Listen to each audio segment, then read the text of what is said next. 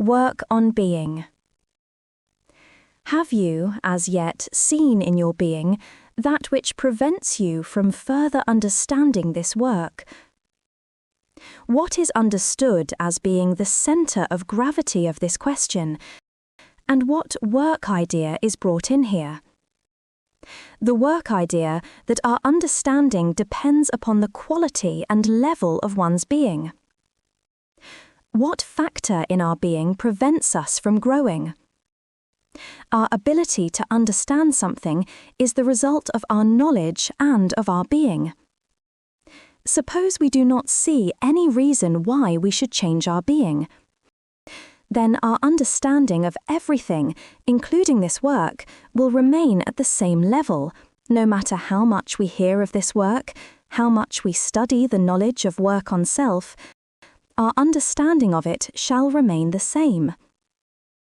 Some people are certainly dissatisfied with the state of their being, and others are not. But then again, many people do not understand what being means, because they take the side of their being for granted. However, those who feel dissatisfied with the kind of person that they are at least have some idea of what it could mean to change, and to become a different kind of individual, to change their being. It has often been said that no one is satisfied in one sense, and that everyone desires to change their circumstances, the conditions of their life, and so on, which is really seeing one's own being externally, as reflected in everyday life. Since our level of being attracts our form of life, it is clearly necessary to think in a new way about our form of life from the standpoint of our quality of being and the kind of person that we are, which of course means a new way of thinking. If we can accept this idea, which is a definite work idea, a definite new form of thinking, then we may be able to come to at least a temporary conclusion about what factor in our being prevents us from understanding this work better. A growth of being for a person in the work inevitably leads to a deeper understanding of the work. The work has more to unite with, and could certainly give more. It can influence us further, and so for us become more real. However, if we do not work on our being, then our understanding of all work and its influence on us will be minimal. We will live our life according to our form of being, and with effort will remember that there is something called work, that we ought to be applying to ourselves. That work will remain in our memory, but will not as yet be connected with our being, and so we will not understand the work very much, or will understand it just a little, according to what good work eyes we might engage. Understanding, though, will continually be swamped by eyes that belong to our level of being, and are in life, and so not interested in any sort of work. As often as not, these eyes are only interested in the cares and anxieties of life, along with all the forms of identification that life gives to us, at every moment so gratuitously. If you are satisfied with yourself, with the kind of person that you are, and have never challenged that wrong feeling of yourself, if life has more or less satisfied you, then it follows that you will have very little genuine desire to change the kind of person that you are, and so to change your being. This is always a very difficult point in work on self, and so a difficult thing to grasp. A person who feels uneasy about the kind of person they are has more chance of working on their being than an individual who never questions themselves, but only sees, as it were, the deficiencies of others, and never has any idea that they themselves might be not quite the kind of person that they assume they are.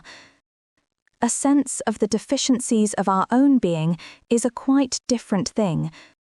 Both senses of deficiency are necessary in this work.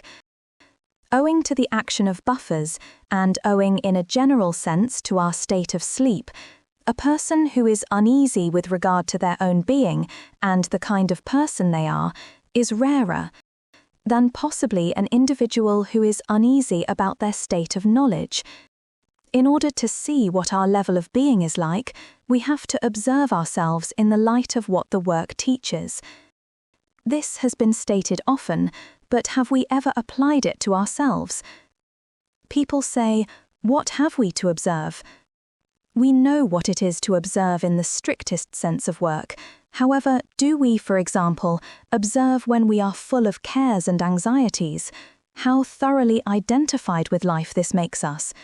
Has it ever occurred to any of us that this is precisely one of the things that we have to observe?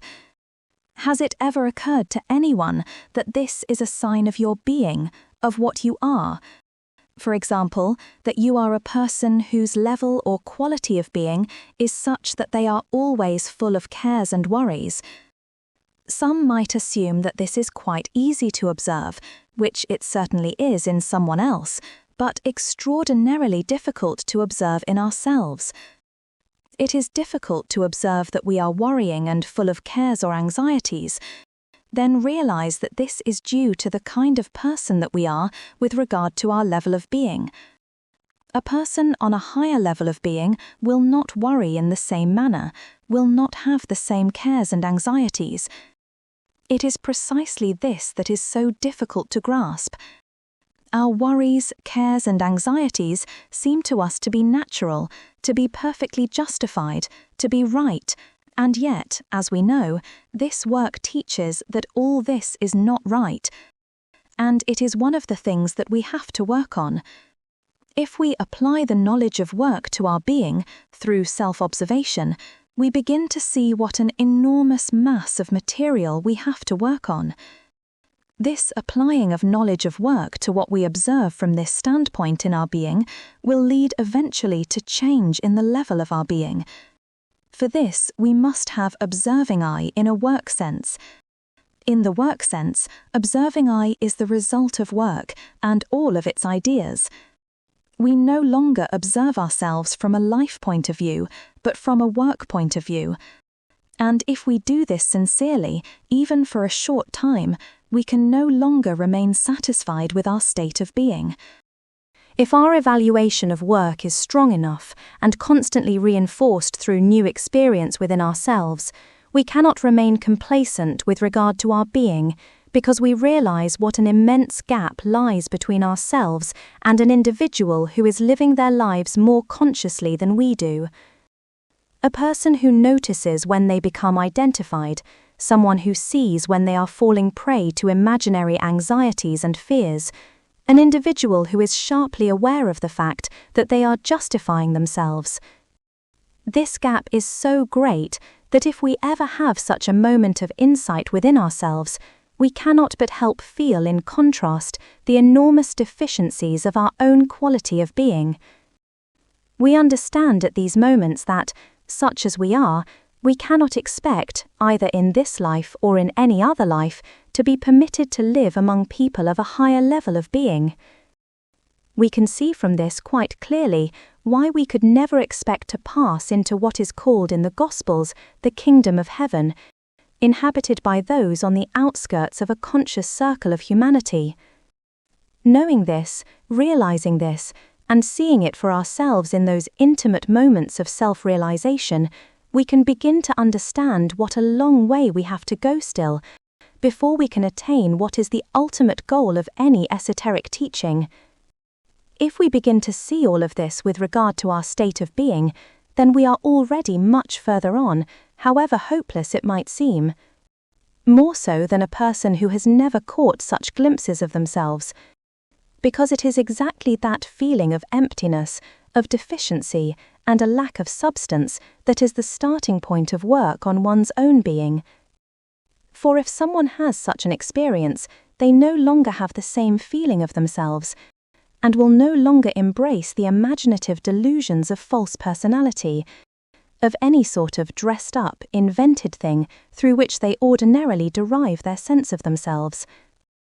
If they are in the work, instead of feeling mere hopelessness and utter despair in themselves, they will feel the strength and reassurance of work around them, and will be told in many different ways that they are right in what they see. That is why it is so important to have the work surrounding us with all of its purpose, because otherwise to realize such things without any help would be disastrous. For a long time, a battle takes place between what we think we ought to be and what we know we are, and this battle will go on until we really begin to know what we are, and until we accept where and who we are. This, of course, means an extension of consciousness into the dark side, which we all know but do not acknowledge, because we realize many things in a way and yet do not accept them as part of our being. It is partly due, or perhaps mostly due, to the action of false personality, which is always maintaining something unreal, always striving to exist in and of itself, in spite of 1,001 things that we have observed and acknowledged privately to ourselves, but only in the atmosphere and under the influences of this work. All self-realization, all self-knowledge which is real, destroys the imagination of oneself and of false personality. The result is an immense broadening of our powers and not a weakening of them. It is false personality that weakens and renders us so brittle, so easily upset, narrow and mean in our understanding, both of others and of ourselves. If anyone takes themselves in hand in a work sense, they must isolate themselves from the influences of life and begin to follow the influences of work instead. A person in the work should isolate themselves from the influences of life that are pouring in each moment, for if people are identified with all that happens to them in life, whether in their own domestic world or from national events, they will not be able to feel the action of work influences on their being. The work carries different influences from those that life carries, as it is not the same as life. Life is one thing, and the work quite another, although in a sense they do meet.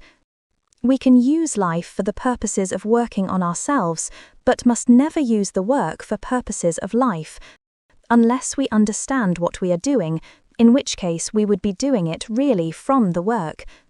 Eventually, work must become more important to us emotionally, in our evaluation, than anything in life.